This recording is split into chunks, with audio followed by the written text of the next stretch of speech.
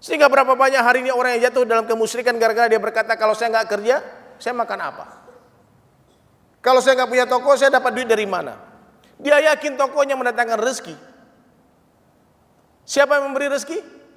Allah. Hanya Allah yang bisa memberi kita uang, selain Allah tidak bisa memberi uang. Allah mampu memberi kita uang hadirin mulia dengan toko atau tanpa toko, dengan kantor atau tanpa kantor, dengan pekerjaan atau tanpa pekerjaan. La ilaha illallah. Terus kenapa kita bekerja?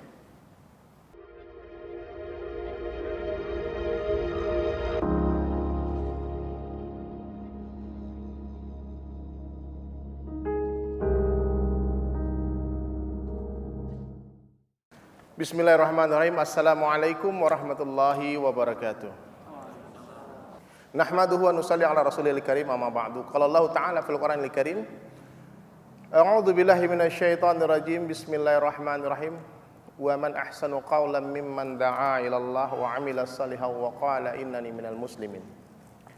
Wa qala Nabi sallallahu alaihi wasallam fi hadis qudsi an Abi Darda radhiyallahu anhu yaqul sami'tu Abul Qasim sallallahu alaihi wasallam yaqul Inna Allah qala ya Isa inni ba'ithu min ba'dika ummatan in asabahum ma yuhibbuna hamidullah wa in asabahum ma yakrahuna tasabu wa sabaru wa la hilma wa la ilma kaifa yakunu hadha lahum wa la hilma wa la ilma ya Rabb. Qala Allah ta'ala u'tihim min hilmi wa ilmi atau kama qala Rasulullah sallallahu alaihi wasallam. Jadi alhamdulillah hadirin sekalian, perkara yang paling penting dalam kehidupan manusia, ini ingat baik-baik, sering lupa orang di perkara ini. Perkara yang paling penting dalam kehidupan manusia adalah perkara iman. Seluruh ibadah, seluruh amal, salat, zakat, puasa, haji, bangun masjid, semuanya akan tertolak hadirin mulia apabila iman kita salah. Apabila iman kita salah, seluruh amal kita salah. Kalau amal kita salah semuanya Pak, Bu, kita akan cilaka dunia dan akhirat. Tapi apabila iman kita ini benar, iman kita benar, maka semua amal benar. Salatnya benar, zakatnya benar, tahajudnya benar, puasanya benar, hajinya benar, umrahnya benar. Dia bangun masjid benar, semua yang dibuat benar. Kenapa? Imannya benar. Kalau amal kita benar hadirin sekalian, kita akan berjaya dan selamat dunia dan akhirat. Makanya hadirin sekalian, Rasulullah sallallahu alaihi wasallam di awal kenabian beliau membuat sebuah usaha yang sangat dahsyat. Usaha yang sangat besar, yaitu usaha atas iman. Bukan usaha atas ilmu dulu Pak. Hari ini kita salah, ilmu kita banyak, iman nggak ada. Iman lemah. Jangan dipikir orang maksiat di luar sana nggak tahu hukumnya apa. Tahu mereka. Maka sahabat katakan, kami belajar iman dulu, tsumma ta'allamal Qur'an. Kami belajar iman dulu, baru kami belajar Al-Quran. Sempurna yakinnya kepada Allah tanpa ada kemusyrikan sedikit pun. Nah ini perintah awal dalam Islam hadirin mulia, perintah memperbaiki iman, membesarkan Allah. Ya ayyuhal mudassir, hai orang yang berselimut, qum fa'anzir, bangun beri peringatan, wa rabbaka fakabbir, besarkanlah Rabbmu Allah. Nah ternyata hadirin sekalian, usaha atas iman ini, bagaimana iman kita meningkat hari dan hari, naik terus hadirin mulia. Apa yang harus kita buat? Kita besarkan Allah. Kita buat kerja dakwah. Jadi 13 tahun di Makkah itu Rasulullah kerja beliau hari-hari hanya datang dari rumah ke rumah, dari pintu ke pintu, dari lorong ke lorong, dari toko ke toko. Jumpai setiap manusia yang suka, yang tidak suka, yang kaya, yang miskin, kepala suku, bahkan hamba sahaya didatangi oleh Nabi sallallahu alaihi wasallam tanpa membedakan apa-apa, no personal interest, tidak ada kepentingan dunia sama sekali. Nabi datang ke setiap manusia, bicara dari hati ke hati, mengajak manusia untuk mengucapkan kalimah la ilaha illallah. Maka Nabi sallallahu alaihi wasallam ingatkan dalam sebuah hadis tadi mulia, jaddidu imanakum, tingkatkan iman kalian, usahakan iman kalian. Satu orang sahabat bertanya kepada Rasulullah, ya Rasulullah, kaifa nujaddidu imanana ya Rasulullah? Wahai Rasulullah, bagaimana cara meningkatkan iman kami ya Rasulullah? Maka Nabi menjawab, aksiru min qawli la ilaha illallah. Banyak-banyaklah kalian mengucapkan kalimah la ilaha illallah. Di hari kita bicara kebesaran Allah, hari itu iman kita meningkat. Di hari kita bicara kebesaran selain Allah, hari itu iman kita turun. Di hari bicara dunia, Pak, drop iman kita. Wa rabbaka fakabbir, besarkan Rabbmu Allah. Nama kita kecil tidak masalah, asal nama Allah besar. Bicara kebesaran Allah hari-hari, dengar kebesaran Allah, lihat kebesaran Allah, fikirkan kebesaran Allah, barulah kebesaran Allah akan masuk ke dalam hati kita. Ulama sampaikan hati manusia seperti sebuah telaga yang memiliki 4 saluran. Lisan, pendengaran, penglihatan, fikiran. Ini saluran hati. Makanya kalau kita mau memperbaiki hati kita, yang pertama harus kita perbaiki lisan kita. Perbaiki cara bicara. Karena dalam Islam ini salah bicara dosa, salah ngomong dosa. Oh itu kan cuma bercanda. Bercanda pun tidak boleh kalau itu melanggar syariat. Orang berkata kepada istrinya, aku cerai kamu. Dengan guyon, yang aku cerai kamu ya, langsung jatuh talak. Meskipun dia hanya bercanda. Itu bukti dalam Islam kata-kata nggak boleh dikatakan perkara yang remeh. Salah bicara ini hadirin mulia, itu dosa. Makanya di zaman Rasulullah sallallahu alaihi wasallam kita mudah saja membedakan mana orang beriman, mana yang tidak. Bahkan hari ini pun kita kalau mau tahu siapa yang beriman, siapa yang tidak, mudah saja. Dari mana kita tahu? Dari cara dia berbicara. Kalau dia bisa bicara. Jadi hati-hati bicara, Pak. Kalau antum bicara di depan ahlul tauhid, orang-orang yang paham agama, oh ini orang masih jauh ini orang baru belajar. Dia bisa baca. Kenapa? Karena orang beriman hadirin mulia, orang yang benar yakinnya kepada Allah Subhanahu wa taala, dia tidak akan pernah berbicara apapun, dia tidak akan pernah berucap apapun kecuali melibatkan Allah dalam setiap pembicaraannya. Orang beriman tuh kalau nggak ada Allahnya dia nggak bicara. Contohnya hari ini nih, kalau orang-orang yang belum paham perkara ini dikatakan, kita ketemu ya hari ini ya, senangnya ketemu lagi. Itu pembicaraan orang yang belum mengenal Allah. Tapi orang yang sudah kenal dengan Allah, dia akan katakan, alhamdulillah Allah jumpakan kita lagi. Siapa yang jumpakan? Mana suaranya? Siapa yang jumpakan? Allah. Dialah Allah Subhanahu wa taala satu-satunya zat yang berkuasa menjumpakan orang yang berpisah dan memisahkan orang yang berjumpa. Selain Allah nggak bisa apa-apa. Kita mau janjian hari ini, Pak. Kalau Allah nggak ketemu kan nggak ketemu.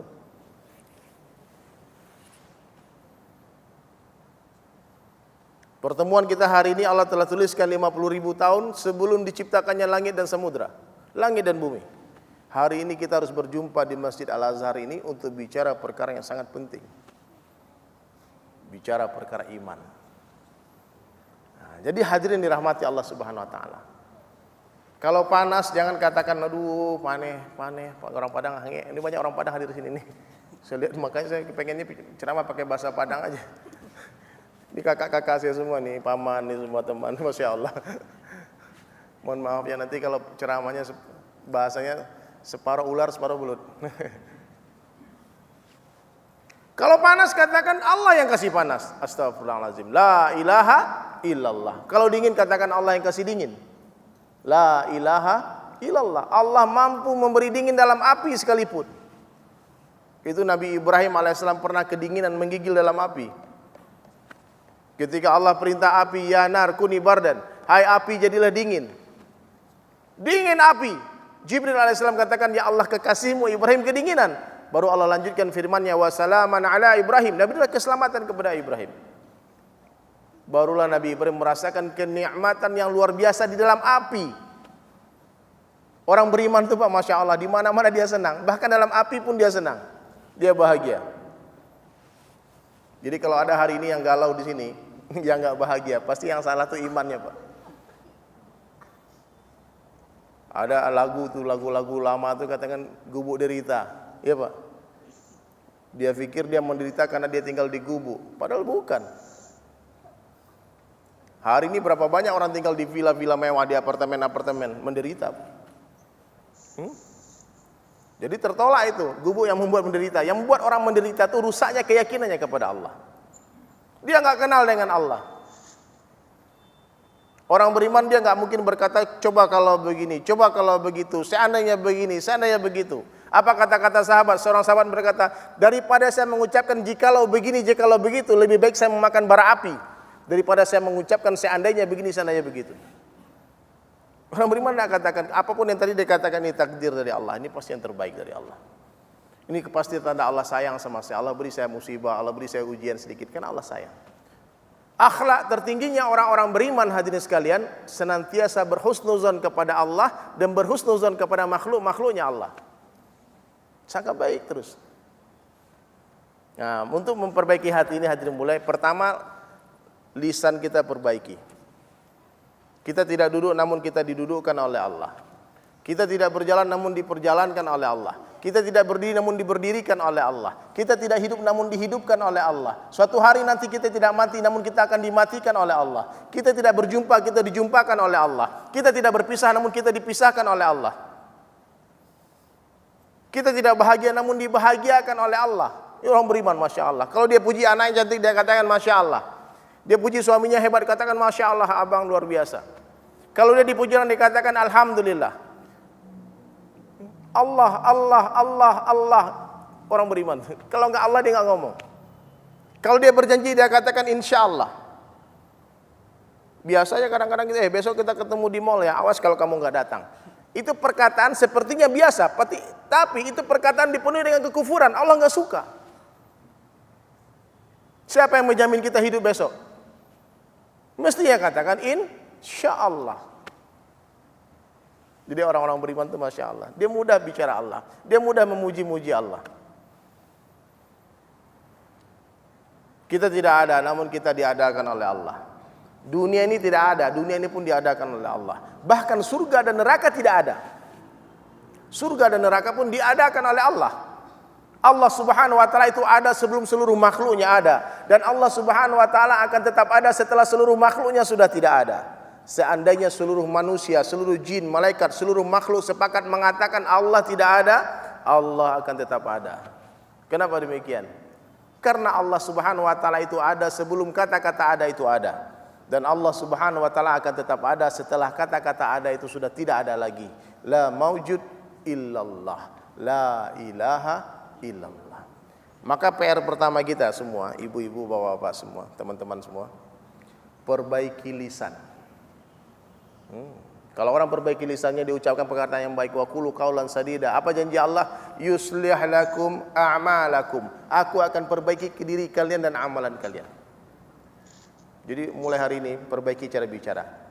Semua insyaallah ya. Insyaallah. Saya ada kawan di Bali, Pak, dulu cerita. Pagi hari dia keluar dari rumahnya, happy dia, jalan-jalan pagi kan. Tahu-tahu dia masuk ke sebuah optik, toko kacamata. Dia masuk, yang punya toko kacamata dikatakan, bapak orang yang beruntung, selamat pagi pak. Dia bilang beruntung kenapa saya? Hari ini hari ulang tahun saya, kata si pemilik toko kacamata. Dan saya sudah berniat siapa yang masuk pertama ke toko saya hari ini, dia akan saya berikan sebuah kacamata. Bapak bebas pilih yang mana saja mereknya, modelnya, kacamata di sini. Itu hadiah rezeki bapak. Oh yang benar nih om, benar. Akhirnya pak dicari kacamata yang paling bagus, yang paling mahal. Dia pakai, ini boleh nggak? Bebas pilih mana saja kacamata. Dia dapat sebuah kacamata yang sangat mahal hadirin mulia. Dia lari pulang. Dia cerita kepada istrinya. Dia katakan itu yang punya toko kacamata di sana itu orang baik. Luar biasa baiknya. Dia nama saya pun dia tak tanya siapa nama saya. Tiba-tiba saya datang ke sana, dia kasih kacamata. Kemudian dia keluar ketemu tetangganya, dia cerita, kamu tahu nggak yang punya toko kacamata di sana? Dia orang baik. Saya dikasih kacamata ini. Satu hari itu kalau dihitung-hitung Pak, kurang lebih 25 kali dia puji orang itu. Setiap ketemu orang dia nggak pernah lupa menceritakan kacamatanya. Dia lupa ini kacamata nggak ada gunanya kalau nggak ada mata. Yang memberi mata nggak dipuji sekalipun. Naudzubillah min dzalik.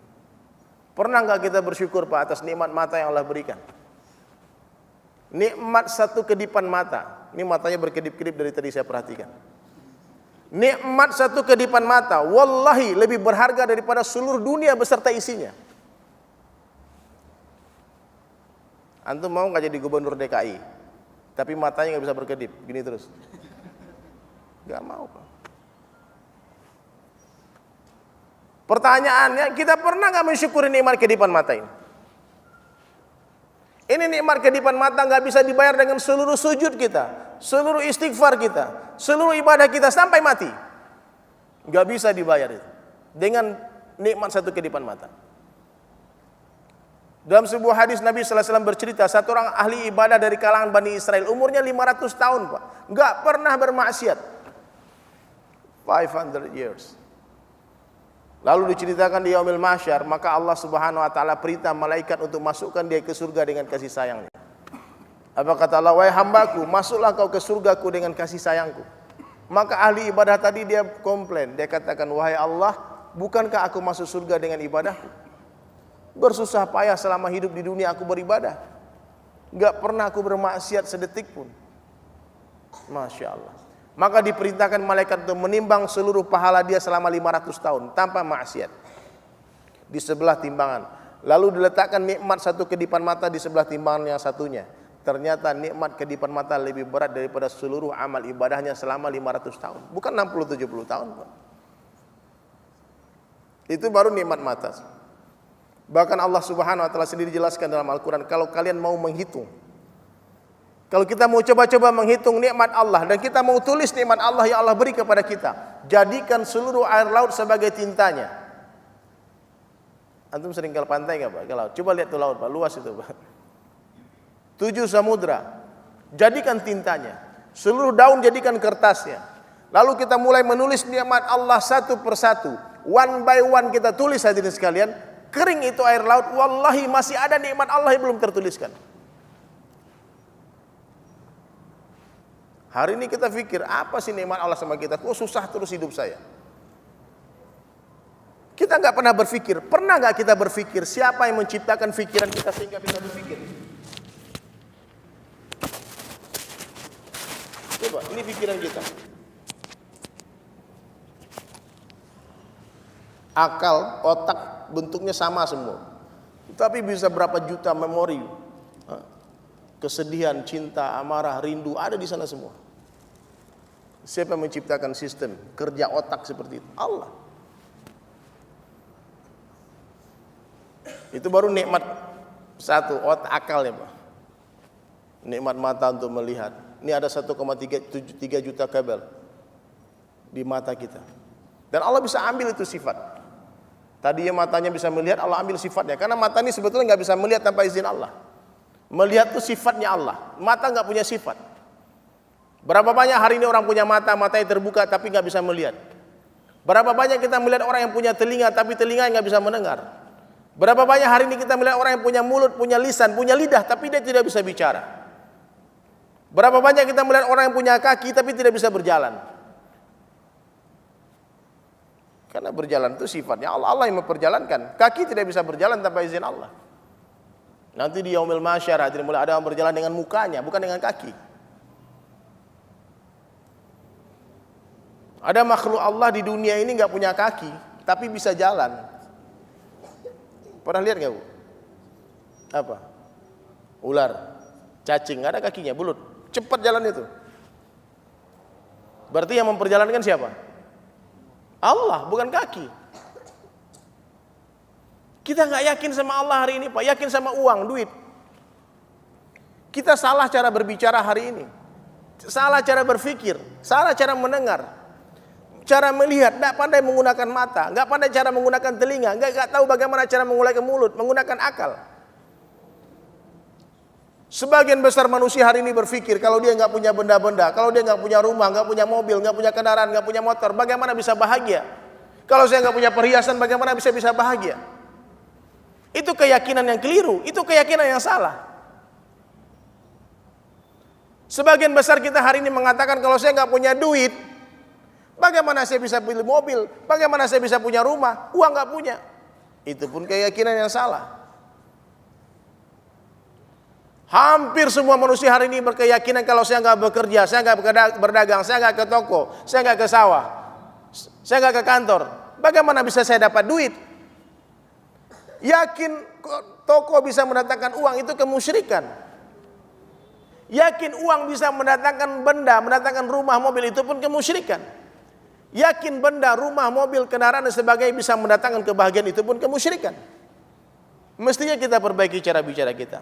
Dialah Allah Subhanahu wa taala satu-satunya zat yang berkuasa membahagiakan kita. Selain Allah tidak bisa membahagiakan. La ilaha illallah. Allah Subhanahu wa taala kuasa membahagiakan kita dengan benda atau tanpa benda, dengan rumah atau tanpa rumah, dengan mobil atau tanpa mobil, dengan motor atau tanpa motor. La ilaha illallah.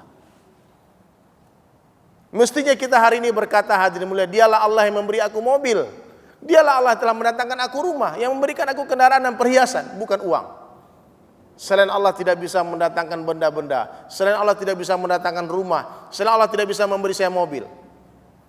Hanya Allah yang bisa memberi saya mobil. Allah kuasa memberi saya mobil dengan uang atau tanpa uang.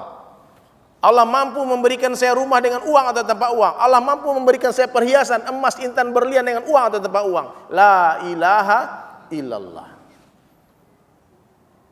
Mesti kita perbaiki cara bicara kita, bahwasanya mendatangkan uang itu siapa? Allah, bukan toko, bukan kantor, bukan sawah, bukan ladang, bukan pekerjaan.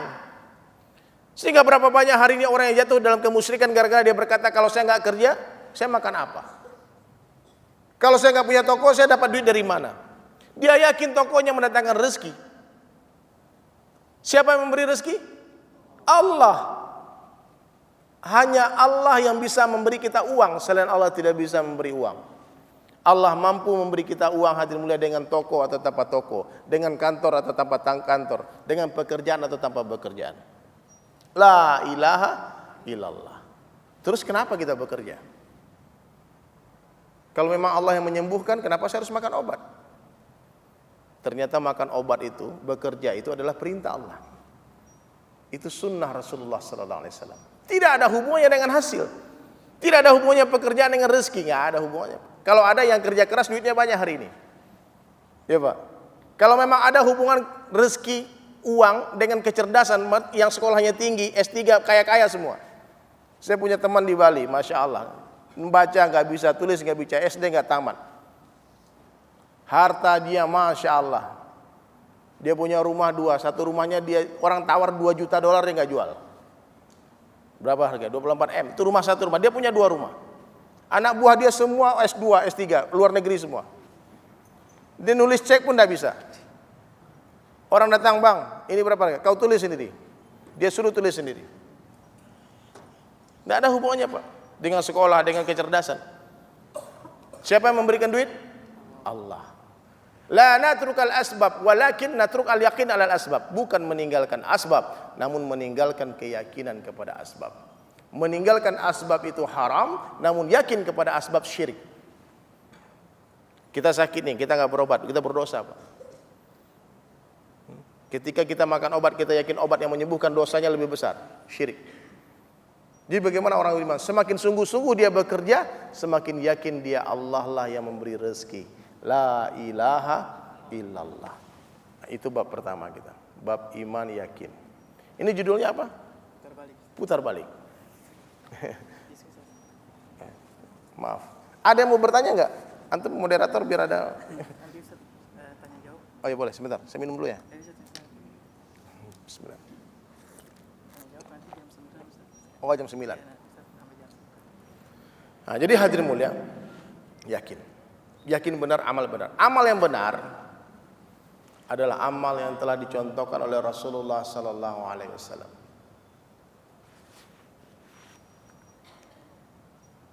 Hari ini banyak orang Islam enggak kenal dengan nabinya, Pak. Enggak kenal. Enggak ada cinta kepada Rasulullah sallallahu alaihi wasallam.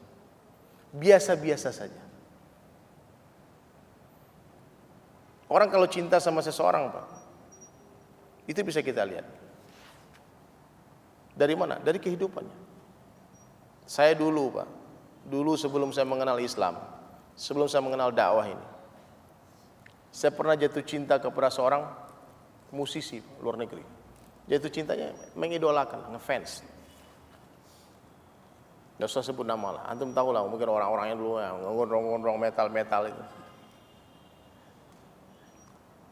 Band dari Amerika.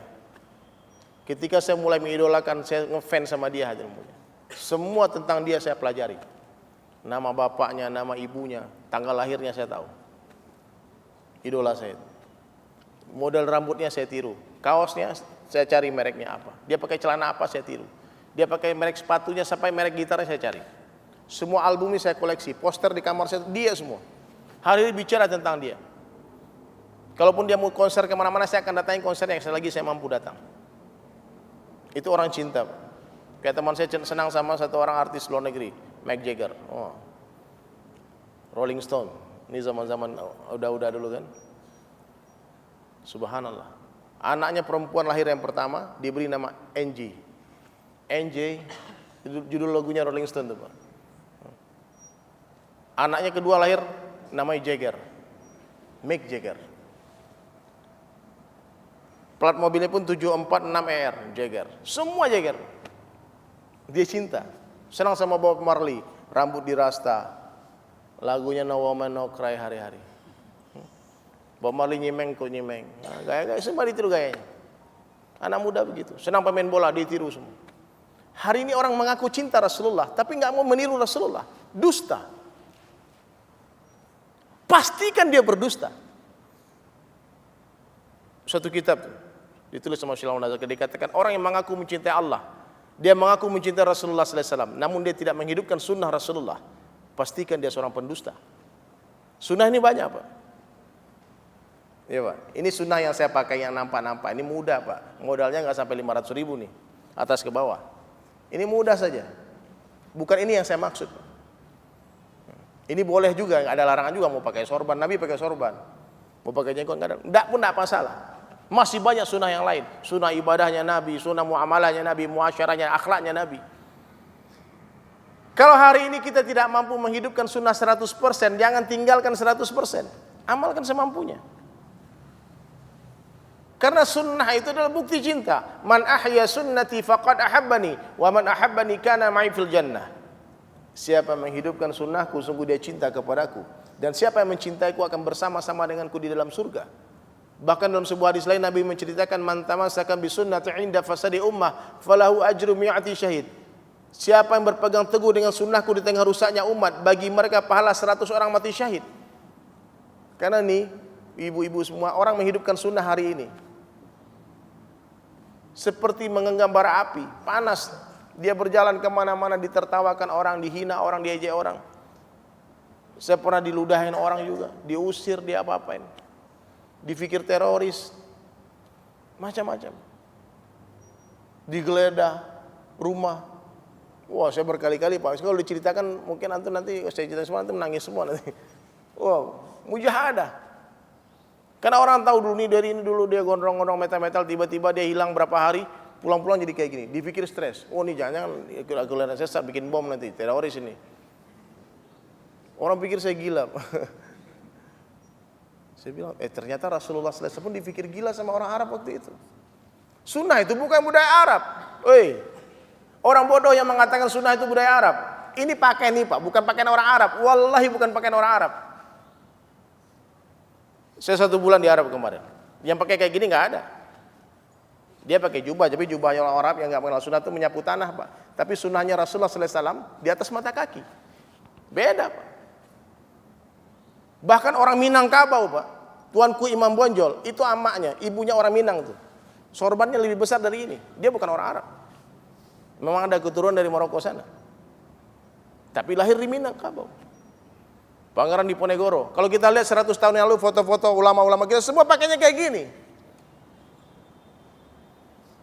Tapi media hari ini tidak pro dengan ini. Orang kalau pakai cadar begini dibilang ninja, bilang teroris, orang aliran sesat.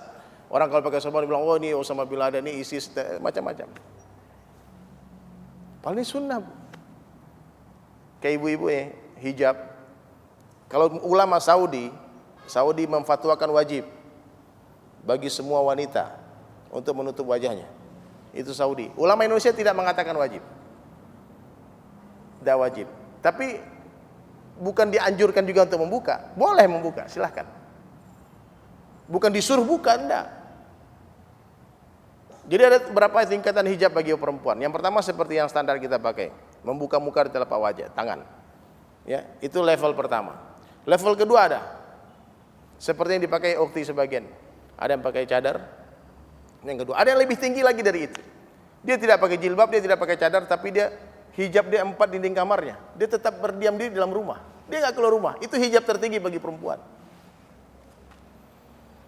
Tapi itu langkah hari ini perempuan yang tidak keluar rumah. Tapi kalau udah keluar pun, ya tolong pakaiannya dijaga. Karena laki-laki ini nggak semuanya akalnya sehat. Nggak semuanya soleh-soleh seperti di sini. Di luar sana banyak, masya Allah. Maksud hijab itu bukan membungkus aurat, tapi menutup aurat. Kalau membungkus duren dengan menutup duren itu beda, Pak. Duren itu kalau dibungkus, durinya nonjol kemana-mana.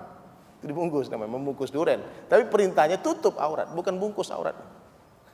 Nah, coba diperhatikan pakaiannya mulai hari ini. Pakaian, lihat nih body saya kelihatan nggak mengganggu orang nggak. Jangan sampai orang bermaksiat berdosa gara-gara kita. Ini sunnah, banyak sunnah Nabi Sallallahu Alaihi Wasallam. Dari ujung rambut sampai ujung kaki, Nabi ajarkan. Sempurna Nabi ajarkan. Dari bangun tidur sampai tidur lagi, Nabi ajarkan. Bagaimana cara bangun tidur Nabi? Nabi bangun tidur ingat Allah, baca doa. Alhamdulillahilladzi ahyana ba'da ma amatana wa ilayhi nusyur. Nabi duduk sebentar, kemudian Nabi berdiri jalan ke kamar mandi toilet, ke tandas. Di toilet pun Nabi sallallahu alaihi wasallam di depannya diingat Allah, langsung baca doa. Allahumma inni a'udzubika minal khubsi wal khaba'is. Masuk toilet kaki apa? Kiri, baca doa. Keluar toilet kaki apa? Kanan. Di dalam toilet pakai alas kaki, pakai tutup kepala, jangan berlama-lama, jangan berandai-andai. Mikirin nama anak baru lahir saya dalam WC, jangan. Nama toko saya apa ya?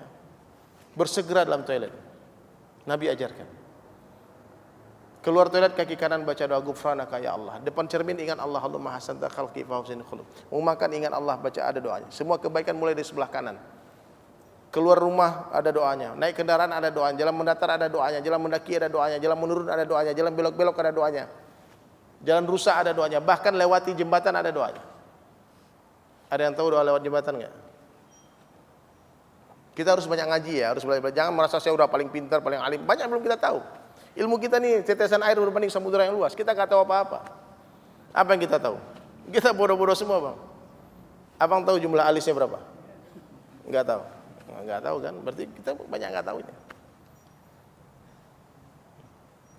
Lewat jembatan, Allahumma ya Rabbi salim salim. Ya Allah selamatkan aku, selamatkan aku. Lewat jembatan di dunia tapi fikirnya sampai di akhirat. Ya Allah satu hari aku melewati jembatan Sirat ya Allah, selamatkan aku, selamatkan aku. Ini orang beriman gitu. Dia di dunia tapi dia fikirnya di akhirat. Sampai di pasar ada doanya. Bu, doa masuk mall itu ada, Bu. Doa masuk pasar. La ilaha illallah wahdahu la syarika lah lahul mulku wa lahul hamdu yuhyi wa yumiitu wa ala kulli syai'in qadir. Siapa yang mengingat Allah sebelum masuk pasar, bagi dia pahala alfi hasanah, 1 juta kebaikan. 1 million hasanah. Di pasar itu jangan lama-lama. Kenapa begitu besar pahala orang berzikir di tengah pasar?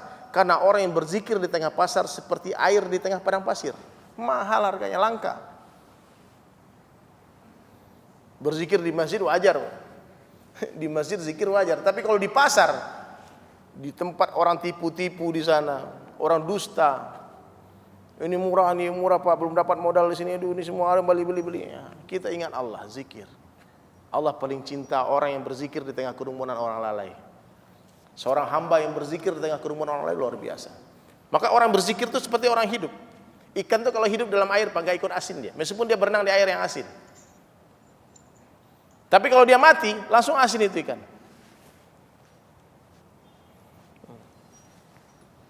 Kalau kita menghidupkan sunnah Rasulullah SAW, insya Allah kita Allah beri sifat. Di tengah tempat maksiat, seperti belut nih. Belut itu mainnya di lumpur, Pak. Tapi badannya nggak kena lumpur. Orang sering tanya, Der, ente kan di Bali tinggalnya. Saya di Bali, saya baru datang dari Bali, khusus datang tuh acara ini nih. Karena di Bali, saya banyak sahabat, banyak teman tuh orang-orang bule. Karena hari-hari memang gaulnya di sana. Setiap hari dakwah, street dakwah. Karena pakaian saya ini aneh sendiri, maka setiap orang-orang bule yang dia ada minat terhadap Islam, dia pasti bertanya. Orang kalau nggak suka, Pak, dia alihkan pandangan, dia nggak berani menatap, dia takut. Wah, ini bom letus, aduh. Dia nggak berani lihat. Tapi kalau orangnya ada hidayah di hatinya, dia pasti melihat dan dia pasti senyum. Kalau dia senyum, insya Allah syahadat. Nggak lama-lama. Itu dia senyum. Jadi hadirin dirahmati Allah Ta'ala, ini penting. Kita mengenal Allah. Siapa saja yang mengenal Allah pasti akan mencintai Allah. Siapa saja yang mencintai Allah, dia pasti akan takut kepada Allah. Dan siapa saja yang takut kepada Allah, dia pasti akan taat kepada Allah. Yang kedua, kita mesti mengenal siapa Nabi kita, Muhammad sallallahu alaihi wasallam, Rasulullah sallallahu alaihi wasallam. Manusia terbaik, insan kamil. Rambut yang terbaik adalah rambutnya Rasulullah sallallahu alaihi wasallam. Mata yang terbaik yang pernah Allah ciptakan adalah matanya Rasulullah sallallahu alaihi wasallam. Kulit yang terbaik yang pernah Allah ciptakan adalah kulitnya Rasulullah sallallahu alaihi wasallam. Keringatnya Rasulullah sallallahu alaihi wasallam lebih wangi dari kasturi.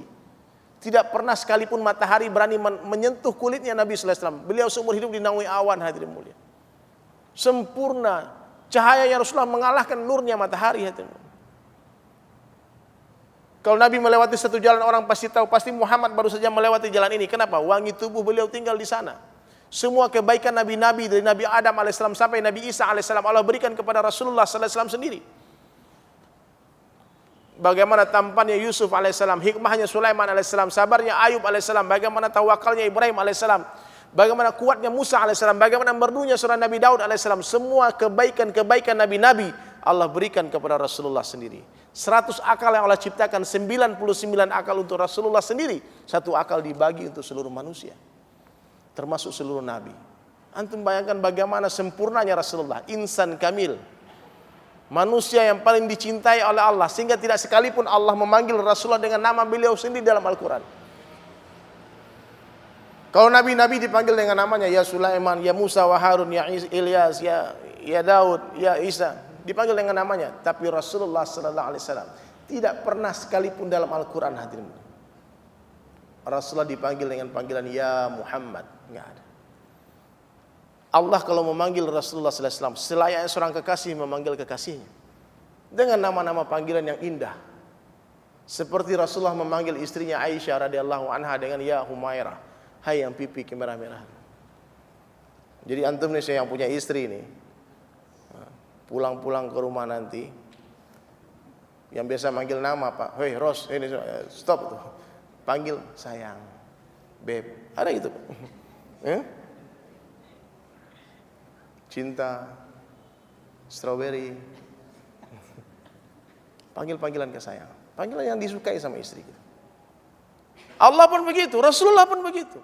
Ketika Allah memanggil Rasulullah sallallahu alaihi wasallam, ya ayyuhal muzammil, ya ayyuhal mudassir, hai orang yang berselimut, hai orang yang berkimun, ya ayyuhan nabi, ya ayyuhar rasul, Yasin. Itu panggilan-panggilan Allah khusus kepada Rasulullah sallallahu alaihi wasallam. Kalau Allah berselawat kepada nabi-nabi biasa saja, salamun ala Ibrahim, salamun ala Ilyasin, salamun ala Musa wa Harun. Tapi ketika Allah Subhanahu wa taala berselawat kepada Rasulullah sallallahu alaihi wasallam, seluruh ekspresi Al-Quran berubah. Bahkan bahasanya Allah Ta'ala ini, hadirin mulia, ulama sampaikan tidak bisa ditranslate ke bahasa manapun. Indahnya, tingginya. Apa Allah katakan? Innallaha, sesungguhnya aku, kata Allah, wa malaikatahu, dan seluruh malaikat-malaikatku, yusalluna ala nabi, bersalawat kepada nabiku. Berapa kali kukunya itu Allah membanggakan Rasulullah sallallahu alaihi wasallam. Dan Allah tidak berhenti di sana. Allah katakan, ya ayyuhalladzina amanu, hai orang-orang yang beriman, sallu alaihi wasallimu taslima. Disuruh kita berselawat kepada Rasulullah sallallahu alaihi wasallam. Allahu akbar. Ketika ayat ini turun, hadirin mulia, Rasulullah sujud sekian lama, begitu lama, sehingga Ummahatul Mukminin Aisyah radhiyallahu anha khawatir apa yang terjadi dengan Rasulullah. Ketika Rasulullah bangkit dari sujudnya, maka langsung ditanya, wahai Rasulullah, apa yang baru terjadi? Nabi mengatakan kepada istri beliau, baru saja Jibril alaihissalam turun memberikan kabar gembira bagi umatku. Siapa saja dari umatku yang mengucapkan salawat 1 kali saja, menyebut namaku 1 kali, dan dia bersalawat terhadapku, maka Allah langsung memberikan dia 10 rahmat dan salam. 10 dosa digugurkan, 10 angkat derajat kita diangkat, 10 hasanah, barakah. Subhanallah. Itu baru menyebut namanya Rasulullah. Bagaimana dengan menghidupkan sunnahnya Rasulullah sallallahu alaihi wasallam? Bagaimana cara berdagangnya Nabi? Nabi kalau berdagang tidak pernah sekalipun Nabi lupa menceritakan aib-aib barangnya. Ini nih bagus nih, tapi ini jahitannya agak miring di sini, kainnya memang kurang bagus, warnanya luntur. Kasih tahu. Ibu jualan baju nih, baju dibeli murah, dikasih tahu modalnya, ini baju dari Cina, dibilang ini dari Eropa loh, ori no. Ini Masya Allah, ini tipu-tipu. Nabi katakan tidak termasuk umatku orang yang suka menipu. Kasih tahu orang yang berjualan dan dia tidak menceritakan aib barangnya, hasil jual belinya haram, Pak. Antum jual motor nih, jual mobil, itu mobil pernah turun mesin, kita jual mobil bekas, diiklankan di Tokopedia apa di mana lah, di sosial media, kita iklankan di koran, mobil bagus, kondisi tahun sekian, harga sekian, dia dikasih tahu di sana pernah turun mesin sekali, orang beli, Pak, itu kita termasuk seorang penipu. Kasih tahu aib-aib barang kita. Kalau belum bisa seperti, jangan jadi pedagang. Nanti kalau dikasih tahu aibnya murah harganya, nggak apa-apa murah. Lakunya tapi masuk surga. Antum mau nggak dapat untung banyak tapi masuk neraka? Nggak mau kan? Nah, berdagang ikut cara Nabi, muamalah ikut cara Nabi, muasyarah akhlak ikut cara Nabi. Bagaimana akhlaknya Rasulullah sallallahu alaihi wasallam? Bagaimana ibadahnya Rasulullah? Nabi sallallahu alaihi wasallam sholat, Pak, berjamaah 5 waktu. Bahkan waktu perang pun Nabi sholat berjamaah. Waktu sakit pun Nabi sholat berjamaah. Dipapa oleh 2 orang sahabat. Nabi nggak pernah sekalipun Nabi sallallahu alaihi wasallam mencontohkan sholat fardu di rumah dengan istri, Pak, nggak ada. Bukan nggak boleh juga, boleh aja. Tapi kalau mau ikut Rasulullah, laki-laki sholat di mana? Di masjid. Subuh, zuhur, asar, maghrib, isya di masjid. Tidak ada sholat kecuali di masjid. Perempuan silahkan ke masjid, tapi lebih baik di rumah, karena pahala sholat di rumah jauh lebih besar daripada sholat di masjid. Kalau mau dapat sholat berjamaah di masjid, suruh suami ke masjid. Seluruh pahala suami otomatis mengalir ke rekening istri, otomatis. Dan seluruh dosa istri mengalir ke rekening suami, otomatis. Maka berat jadi suami ini, Pak. Pahala kita didapat istri semua, dosa istri kita dapat semua. Kalau suami tidak mengajarkan agama kepada istrinya. Tapi kalau diajarkan, kayak Nabi Nuh alaihissalam, istri kafir, lain lagi. Tapi kita belum ajarkan. Semua maksiat yang dibuat istri kita, kita bertanggung jawab. Di mana sholat laki-laki? Di masjid. Perempuan? Di rumah.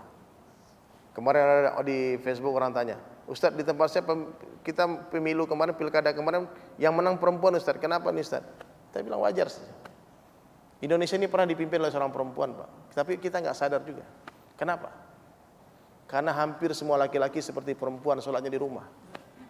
Maka Allah beri pemimpin presiden perempuan, diberi gubernur perempuan, diberi bupati perempuan. Nggak sadar juga. Pemimpin itu, Pak, gambaran rakyatnya. Kalau kita mau pemimpin baik, kita perbaiki diri kita. Jangan teriak-teriak antum, perbaiki pemimpin orang soleh. Kita nggak benar, gimana pemimpinnya benar? Perbaiki ke bawah. Iya, Pak ya. Jadi keadaan pemimpin sekarang itu itulah keadaan rakyatnya. Kita jangan banyak ngomel-ngomel lah. Nah, jadi hadirin dirahmati Allah Subhanahu wa taala, ibadah ikut cara Rasulullah, muamalah ikut cara Nabi, muasyarah begitu. Ilmu ditambah, Pak. Orang yang baik dalam pandang Allah Taala itu dia selalu merasa bodoh. Kapan bermulanya ilmu? Bermulanya ilmu itu ketika seorang merasa tidak tahu. Kapan berakhirnya ilmu? Ketika satu orang merasa sudah tahu. Kalau orang merasa sudah tahu, Allah nggak tambah lagi ilmunya. Ilmu itu sifatnya seperti air, Bang, hanya mengalir ke tempat yang lebih rendah. Mananya orang yang tinggi hati nggak akan tambah ilmunya. Saya kan udah ngaji nih, saya udah pinter nih, oh saya hebat nih. Oh, kalau orang merasa sudah tahu, Pak, Allah nggak tambah ilmunya. Tapi ketika dia punya sifat, saya ini orang nggak tahu, saya bodoh. Maka semakin dia merasa tidak tahu, semakin Allah tambah kefahaman. Ya. Kemudian orang yang baik dalam pandang Allah Subhanahu wa taala itu dia selalu merasa diri dia orang yang paling hina di dunia. 2 mata Allah berikan, mata kanan digunakan untuk melihat kebaikan orang lain, mata kiri digunakan untuk melihat keburukan diri dia. Sehingga dia tidak pernah sekalipun merasa dia sama dengan orang lain, apalagi lebih baik. Naudzubillah. Merasa sama dengan orang lain dia nggak boleh, Pak, apalagi merasa lebih baik dari orang lain. Orang yang punya sifat sombong di hatinya sebesar debu diharamkan mencium bau surga.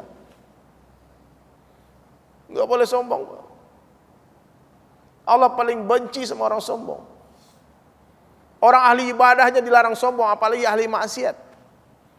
Orang kayanya nggak boleh sombong, apalagi miskin. Orang ganteng, cantiknya nggak boleh sombong, ya Pak. Apalagi pas-pasan. Udah pas-pasan, lu gaya dia paling cantik, nggak boleh sombong. Allah paling benci orang sombong, ya Bang. Maka ada satu kalimat. Ini kalimat ini selalu saya sampaikan setiap di mana saya sampai bercerita. Coba diikuti ya, biar dihafal ya. Semua ikut ya. Sebaik-baik saya. Kenapa kurang keras suaranya di sini? Apa ngantuk semuanya? Yang di belakang boleh ikut juga Pak. Yang keras Pak. Sebaik-baik saya. Lebih baik orang lain. Seburuk-buruk orang lain. Lebih buruk saya.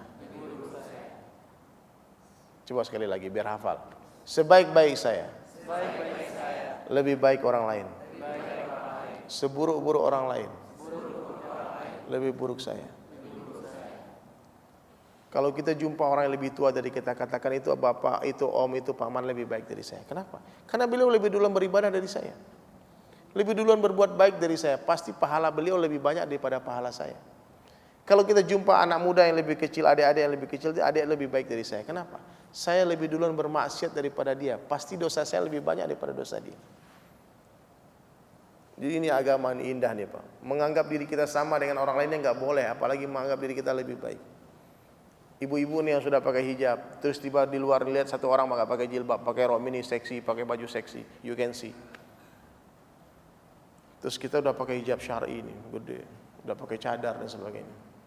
Kalau saja terbesit di hati sedikit saja merasa lebih baik daripada perempuan seksi itu, dihapus semua pahalanya.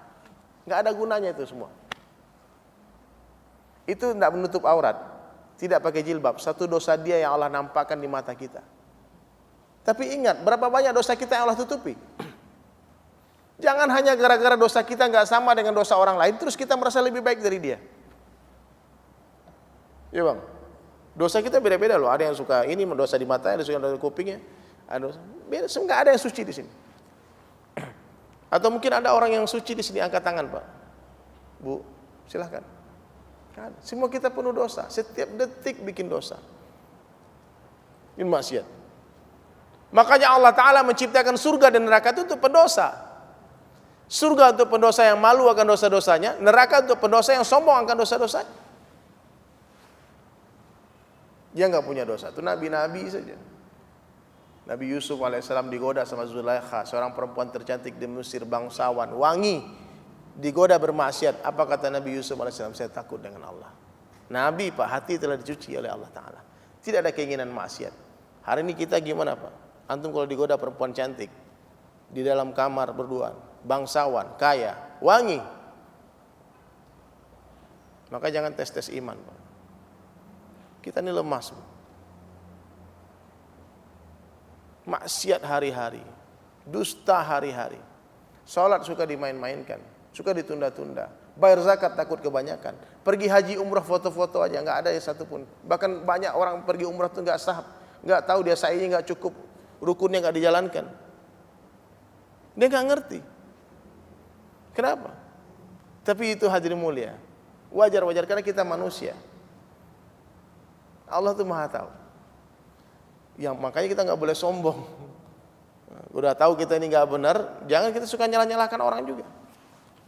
Maka hari ini hadirin mulia, iblis laknatullah alaih, dia kalau nggak bisa membawa orang ke kiri, dibawa ke kanan. Sementara jalan yang benar itu jalan yang lurus, bukan belok kiri, bukan belok kanan. Ya. Yang rajin kajian-kajian, iblis datang. Kau orang yang paling top. Yang paling sahih kamu. Ya, semakin banyak orang nih yang paling zen kamu. Ilmumu, ustadzmu yang paling mantap, jangan dengan ustadz lain. Semua tersesat itu, kita yang benar sendirian. Nah, itu calon-calon ahli neraka tuh Pak. Sombong karena ilmu. Iblis laknatullah alaih terlaknat gara-gara sombong karena ilmunya. Merasa lebih baik dari orang lain. Sehingga hari ini, dulu sebelum ngaji dia baik. Setelah dia mulai ngaji, iblis datang, angkuh dia. Merasa dia yang masuk surga sendirian. Bahaya. Maka ilmu itu mesti diiringi dengan zikrullah, dengan zikir. Karena ilmu tanpa zikir zulumat, kegelapan. Orang kalau berilmu nih nggak berzikir, sombong, rusak. Nah, maka hadirin dirahmati Allah Subhanahu Wa Taala. Luruskan niat, ikhlas. Orang ikhlas itu ciri-cirinya apa? Dia dipuji, dia nggak senang hati. Dia dibully, dia nggak sedih hati. Santai aja. Dia nggak terkesan dengan penilaian manusia. Kenapa? Karena penilaian manusia nggak penting. Apa artinya seluruh manusia mengatakan kita orang baik, tapi Allah katakan enggak? Iya Pak. Yang penting apa kata Allah, apa kata orang. Orang yang selalu merasa dilihat oleh Allah, dia nggak merasa dilihat orang. Terserah, ditutup kuping. Tapi orang yang selalu merasa dilihat oleh manusia, pasti dia tidak merasa dilihat oleh Allah.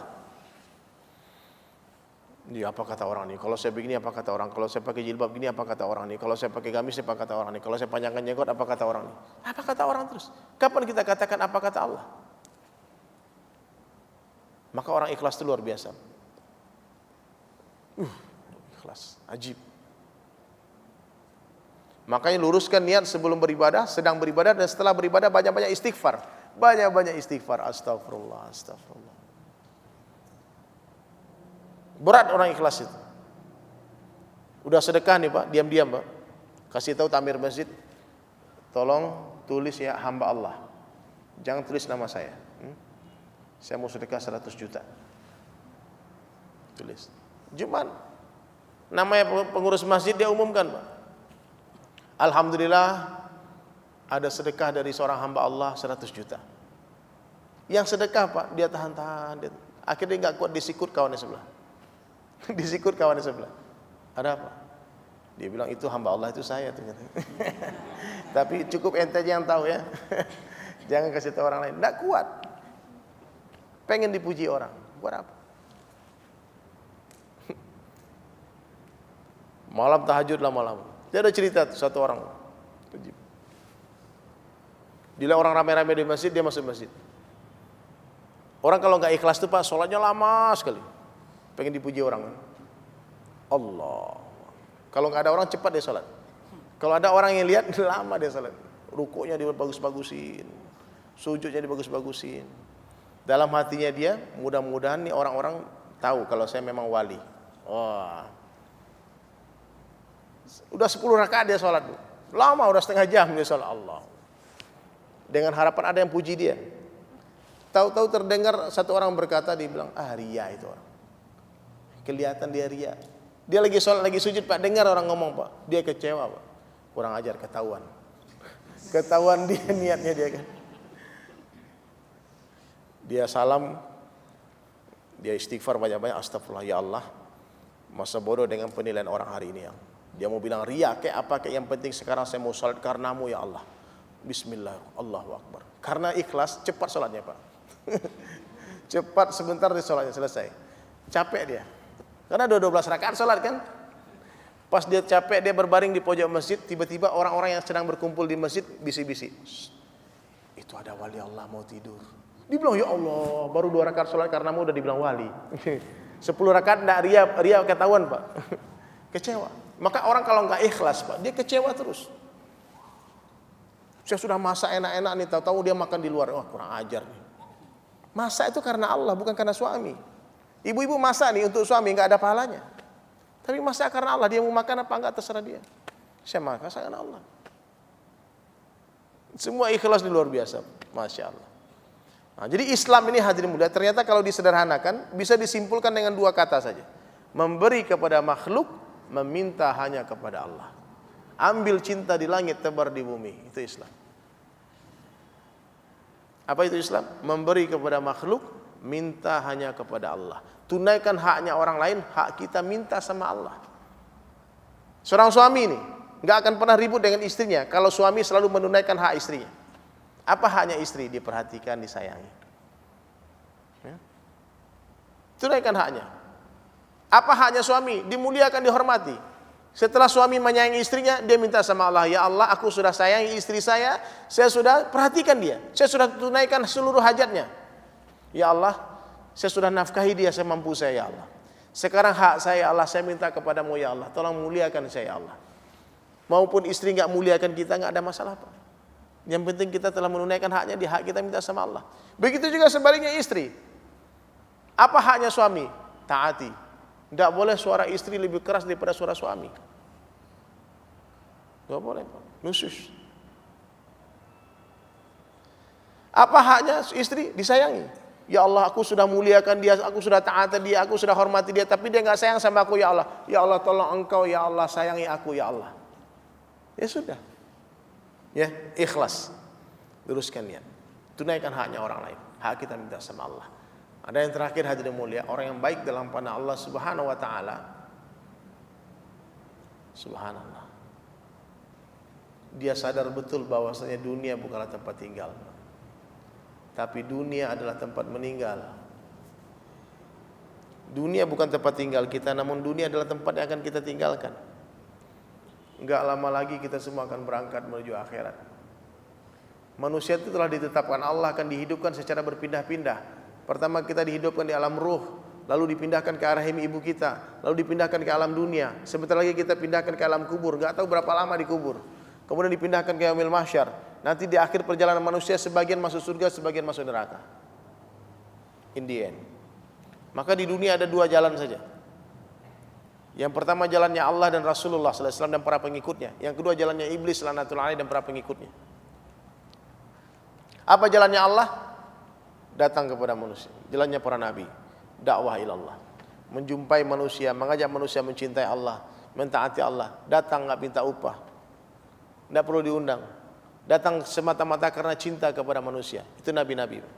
Iblis pun begitu, datang enggak minta upah, enggak perlu diundang, dilaknat enggak terkesan. Iblis itu kita caci maki dia enggak, bagi dia santai saja.